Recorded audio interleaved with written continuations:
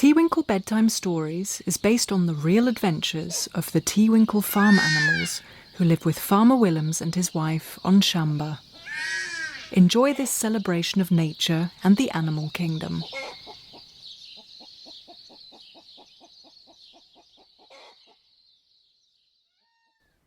Once upon a time in Teewinkle, Mrs. Willems was chopping vegetable treats for the sheep, for it was going to be an exciting day. It was Tana and Mitzi's birthday, and the two bubbly brown lambs couldn't hide their excitement. "Race you!" Tana challenged Mitzi before breaking into a crazy sprint. "You haven't changed," smiled Tana's mother when they returned out of breath. "You two have been racing each other since you were born, and you're still the fastest sheep in Teewinkle." Mitzi scratched the earth with her hoof and grinned. Out of earshot, her mother Jemima was finalising the birthday party plans with the other sheep. "We'll start with a treasure hunt in the bamboo thicket. Then we'll have an obstacle course race.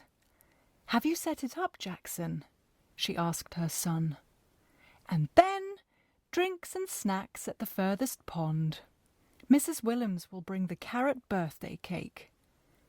The frogs and birds will provide some background music, and Mr. and Mrs. Peacock will announce the start of the party and the races.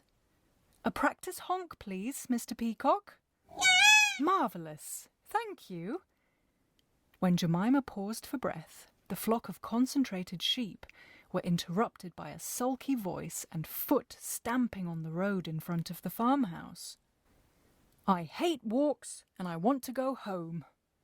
It was Toby, neighbour Victor's difficult grandson. "Come along now. You can't sit in front of the telly and that lap tablet all day," muttered Victor. "Ugh, tablet. It's called a tablet, Grandad." "This is boring," agreed Penelope, Toby's younger sister, folding her arms in front of her chest and sitting down in the middle of the road. All of a sudden, something caught the children's eye. Two sheep were practicing an acrobatics routine on a metre-high wall. "Focus, Tana," the bigger lamb said firmly.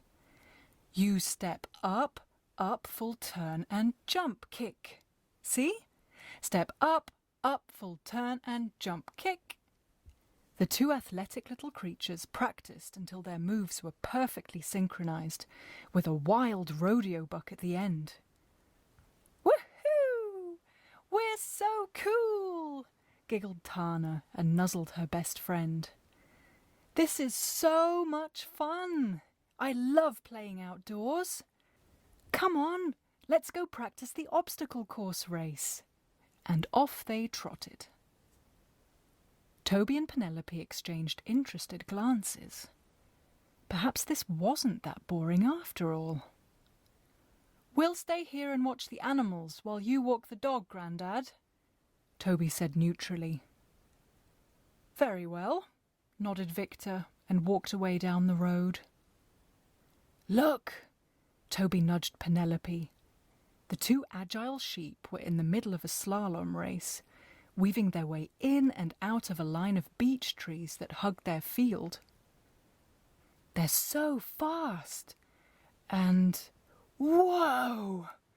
Penelope's eyes lit up as Tana and Mitzi jumped right over the pond. "Did you see that, Toby?" His jaw had dropped open and he nodded. Out of the blue, Mr. Peacock began to honk. "Our party is starting!" Mitzi shouted to Tana. "Come on, let's do our acrobatics performance for them." Penelope looked at Toby. "It's Grandad's 70th birthday next week," she said slowly. "Shall we do a show for him?" Toby shrugged. "Okay." The two children headed to their beautiful garden to practice a fun dance routine for their grandfather's birthday party. Meanwhile, Tana and Mitzi's family were enjoying their acrobatics routine. "Step up, up, full turn and jump, kick. Bravo! Bravo! Amazing performance, girls! They clapped by stamping their hooves on the ground. When Victor came back down the road, he was puzzled. He could hear happy laughter from his garden. "Hello, you two," he smiled curiously. "You can have half an hour of telly or lap tablet time if you want," he offered. Toby rolled his eyes and giggled. "No thanks, Grandad. We're busy with our own game in the garden."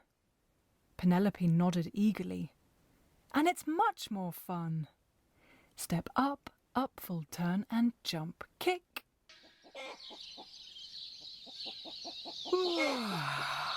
What a day! It's bedtime now for the Teawinkle animals on Shamba. Sleep tight, sweet dreams, and see you soon.